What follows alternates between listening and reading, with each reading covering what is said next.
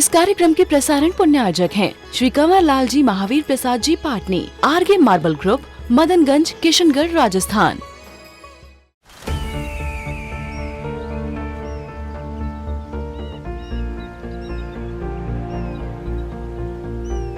जो बनकर मेरा हमसफर आएगा, सिर्फ उसी को फर्क नजर आएगा। शुरू करो, डालो बुनियाद, घर महल नजर आएगा। वंडर लाइए, वंडर अपनाइए, फर्क नजर आएगा।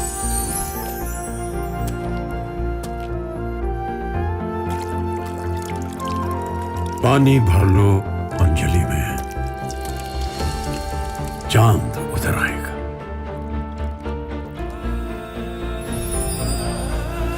वंडर है ना, वंडर लाइए, फर्क नजर आएगा।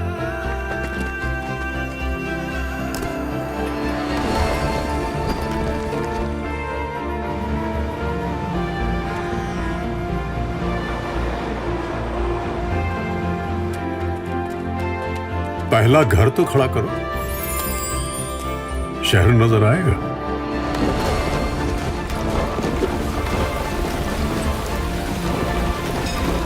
साल बरस और सदी नहीं, एक युग गुजर जाएगा। उम्र न पूछो वंडर की, जब फर्क नजर आएगा। वंडर सीमेंट, फर्क नजर आएगा। आप उस सक्सेसफुल पर्सन को देख करके बड़े खुश होते हो, ताली बजाते हो, लेकिन उसको पाने के लिए उसने जो किया है उसे कौन देखता है? कितने लोग देखते हैं? आप आचार्य गुरु और विद्यासागर महाराज जी की ख्याति को देखते हो, प्रसिद्धि को देखते हो, उनके चमत्कार को देखते हो, उनके द्वारा होने वाले कार्यों को देखते हैं, बड़ा खुश होता है व्यक्ति, अनुमोदना करता है, प्रसन्नता से भर जाता है। हर व्यक्ति ये सोचता है, हर साधु सोचता है कि मैं भी आचार्य विद्यासागर जी बन जाऊं, सोचता है, लेकिन बन भी नहीं पा रहा। क्या नाम दे देते हूँ? हाँ, वो तो उनका लक है, उनकी किस्मत है, उनका भाग्य ही ऐसा चमकता हुआ है। हमारा तो भाग्य वैसा ही नहीं है ना, इस कारण हम वैसे नहीं बन पा रहे। और टॉपर को देख करके क्या कहते हैं? हाँ, उसका भाग्य बड़ा अच्छा था, लक उसका हमेशा फेवर करता हुआ आया है। तो लॉ ऑफ अट्रैक्शन सिर्फ इतना ही नहीं कहता है कि आप वैसा चाहो। चाहना किस प्रकार का है, मेन उसे समझना है। हमारे सबकॉन्शियस माइंड को किस प्रकार से प्रिपेयर करना है, मेन हम उसे समझे। जब हम सोने जाएं रात में, सोने के पूर्व हम अपने उस अवचेतन मन को तैयार करें उस इच्छा के माध्यम से कि मुझे वो चाहिए। जब हम रात को सोने के पश्चात सवेरे उठते ही एक संकल्प भीतर का, मेरी इच्छा वो है, उसे पाने की है।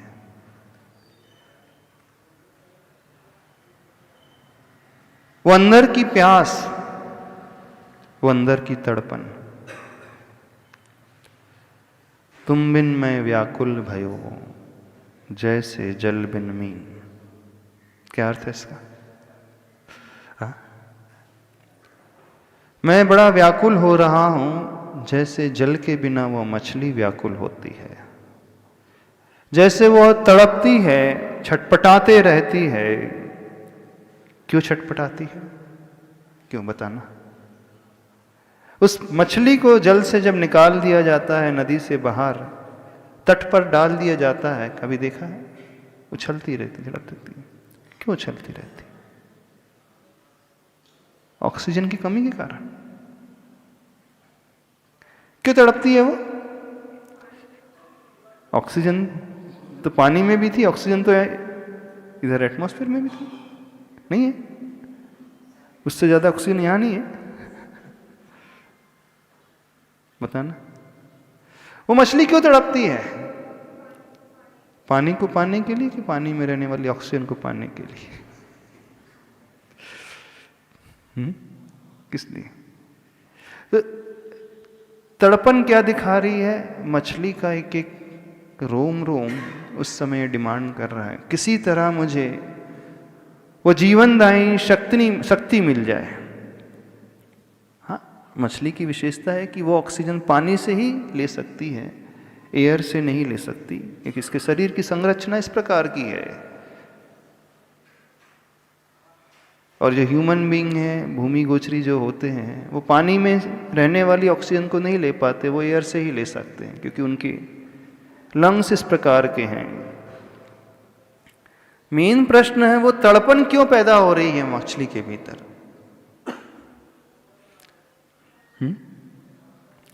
वो तड़पन उससे पाने के लिए लालायित है, वो किसी तरह वो ऑक्सीजन मिल जाए, एनी हाउ वो मिल जाए, बस जैसे ही वो मिल जाए, यदि उसे उठा करके तुरंत पानी में डाल दो तो एक नई चेतना उसके भीतर आ जाती है। तो जब तक वो ऑक्सीजन नहीं मिलती वो तड़पती रहती है, उछल कूद करती रहती है, अंदर से भी बाहर से भी। उसके शरीर का हर अंग, एक्सटर्नल अंग ही नहीं, इंटरनल पार्ट भी जो है सिर्फ वही डिमांड करते रहता है, वही इच्छा पैदा करते रहता है, इसके अलावा कुछ भी इच्छा नहीं पैदा करता।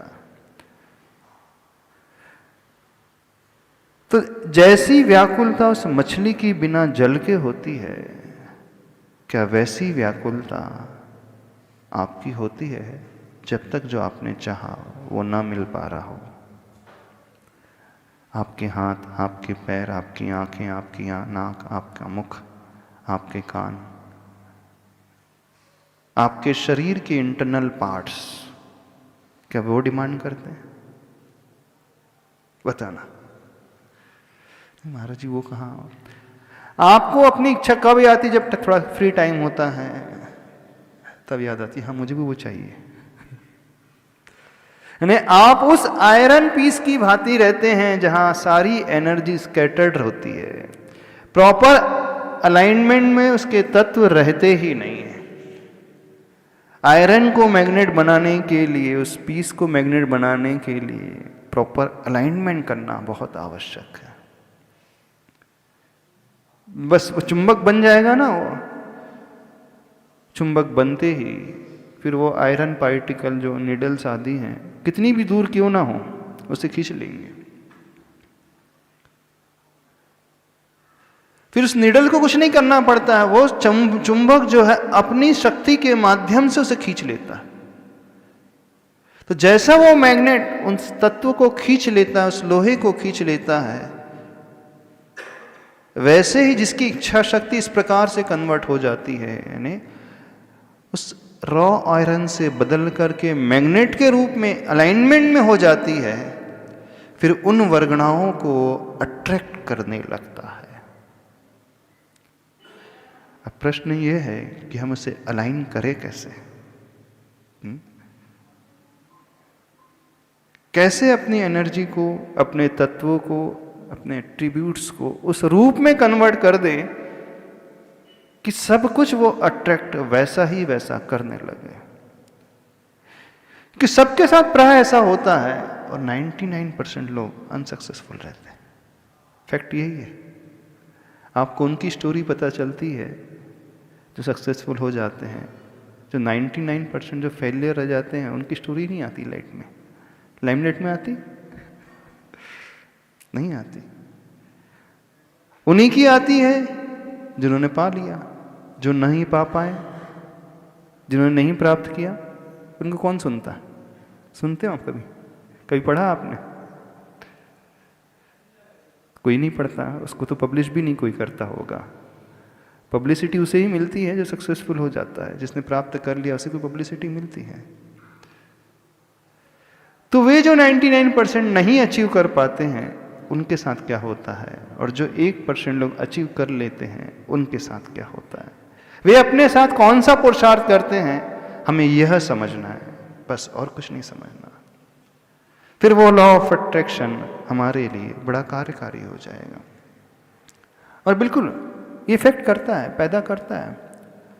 आपने मेडिकल साइंस में प्लेसिबो इफेक्ट के बारे में सुना होगा। सारा खेल उस भीतरी श्रद्धा का है, उस भीतरी विश्वास का है, उसे दोहराने का है बार बार। यानी जब हम ये कह रहे हैं कि हमारा हर हिस्सा शरीर का उसके चाहने लगे, हमारा अंतरंग और बहिरंग भी उसे चाहने लगे, हमारा मन भी उसे चाहने लगे, हमारा द्रव्य मन और भाव मन दोनों उसे चाहने लगे, हमारी आत्मा भी वैसा ही चाहने लगे,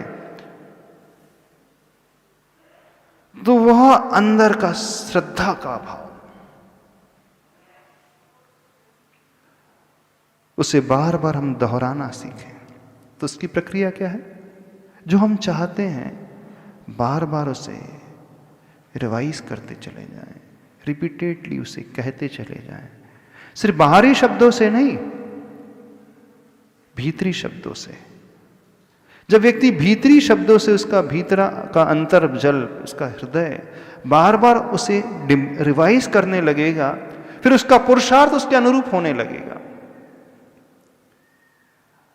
जैसे धर्म में एक बात आती है जाप की, माला की। आप मंत्र विशेष की जाप करते हैं, बार बार उसी मंत्र का उच्चारण व्यक्ति करता है, तो क्या होता है? उससे कुछ फर्क पड़ता है? नहीं पड़ता। क्यों आपको कहा जाता है कि माला फेरिए बार बार? क्यों उस मंत्र की जाप बार बार कहने के लिए प्रेरित किया जाता है? दीजिए उस जाप को। आपका मन ना लगे तो भी दीजिए आप। आपको उसके भाव ना भी समझ में आए तो भी दीजिए आप, आपसे कहा जाता है। उसका फर्क पड़ता है, अंतर पड़ता है। जब किसी चीज को हम बार बार दोहराना शुरू करते हैं, रिपीटेडली उसी को हम करते चले जाते हैं, तो एक प्रकार से ग्रूव्स हमारे भीतर पैदा होते चले जाते हैं, और वो गहरे होते चले जाते हैं, गहरे होते चले जाते हैं, और वो ग्रूव्स हमारे उस सबकॉन्शियस माइंड को प्रिपेयर करते चले जाते हैं। फिर हम चाहे सो भी क्यों ना रहे हों, फिर उसी प्रकार के सपने हमें आने लगते हैं। देखना, जिस चीज को व्यक्ति बार बार सोचता है, दोहराता है, तो जब हम कहते हैं कि तद ब्रूयात, आचार्य भगवान कहते हैं उसे बोले, तो बोलने का अर्थ क्या है? एक बार बोल दिया? नहीं, एक बार बोलना सफिशिएंट नहीं होगा, पर्याप्त नहीं होगा एक बार बोलना। कई बार जब समय मिले तब पुनः पुनः पुनः पुनः वही कहते चले जाएं। जितना हम दोहराते चले जाएंगे, जितना हम भाव करते चले जाएंगे भीतर से, चाहे हम शब्दों से दोहराएं, चाहे हम मन से बार बार भाव करें, तो वह बार बार दोहराना, बार बार भाव करना पैदा, वो क्या कर देता है? उस पत्थर पर भी निशान पैदा कर सकता है। कठोर पत्थर पे भी वो रस्सी जैसे निशान पैदा कर देती है ना। कुएं पे से कोई रस्सी से पानी खींचता है बाल्टी डाल करके, पत्थर बड़ा कठोर होता है, शिला बड़ी कठोर होती है, रस्सी बड़ी मुलायम होती है। रसरी आवत जात है, सिल पर होत निशान, करत करत अभ्यास के जड़मती हो सुजान। कहते एक कठोर पाषाण में, एक शिला पर एक मुलायम सी रस्सी इतना डीप ग्रूव पैदा कर देती, एक निशान पैदा कर देती है, जिसके बारे में अपन अंदाजा भी नहीं लगा सकते। ऐसे ही यदि हम अपने उस भाव को पाना चाहते हैं, तो वह तरीका मात्र मन से ही नहीं पर्याप्त होगा। आचार्य भगवान कहते हैं शब्दों से भी हम उसे बार बार दोहराएं, बार बार कहना सीखें, बार बार अपनी श्रद्धा को उस रूप बनाना सीखें, और शब्दों से ही नहीं, शरीर से भी वो करना सीखें, आंखों से उसे देखना सीखें। फिर वो लोग कहते हैं जो आप चाहते हैं उसे लिख करके रख लो, कोटेशन को, है ना। जब आपकी दृष्टि सबसे ज्यादा जहां जहां पड़ती है, आंखें खुलते ही वही नजर आना चाहिए। फिर कहाँ लगा देते हो आप? अपने बेडरूम में, एंट्री पॉइंट में, डोर में। आगम में एक बात आती है भरत चक्रवर्ती की, ध्यान से सुनना। भरत चक्रवर्ती अपने घर के दरवाजे में, जहाँ से एंट्री पॉइंट था, उसने एक तोरण द्वार लगा करके रखा था और उस तोरण द्वार में उसने 24 घंटियां छोटी छोटी बांध करके रखी थी और उसकी हाइट ज्यादा नहीं थी। जब जब वो उस दरवाजे से बाहर निकलता अथवा दरवाजे में बाहर माध्यम से अंदर प्रवेश करता, उसका सिर उस छोटी छोटी घंटियों से थोड़ा सा स्पर्श करता, टकराता था और एक ध्वनि निकलती थी। वो हमेशा न जाने दिन में कितने बार वहां से आता जाता, जब जब वो आता जाता वो घंटियां बजने लगती। जब उससे पूछा गया कि तोरण द्वार के रूप में आपने घंटियां क्यों बांध के रखेंगे, बोले मैं जब जब यहां से निकलता हूं इन घंटियों की आहट को सुनता हूं तो मेरा मन उस बात को याद करता है कि वे 24 तीर्थंकर होने वाले हैं। सुनना, उसने 24 घंटियां लगा करके रखी थी। मेरा मन बार बार मुझे रिमाइंड करता है, बार बार मुझे याद दिलाता है, जैसे वे तीर्थंकर बनने वाले हैं मुझे भी अपनी आत्मा को वैसा ही शुद्ध बनाना है, मुझे भी वही प्राप्त करना है जिस पुरुषार्थ के बल पर पूर्व में उन तीर्थंकरों ने पाया है, जैसे वे भगवान बने हैं और भविष्य में जो बनने वाले हैं। इन घंटियों की ध्वनि को सुनकर के और उस टकराहट जो सिर के माध्यम से होती थी उसे सुनकर के, उसको स्पर्श करके मेरा मन अंदर से एकदम तैयार हो जाता है। बार बार मुझे वो बात याद आती रहती है। इस कार्यक्रम के प्रसारण पुण्यार्जक हैं श्री कंवर लाल जी महावीर प्रसाद जी पाटनी, आरगे मार्बल ग्रुप, मदनगंज, किशनगढ़, राजस्थान।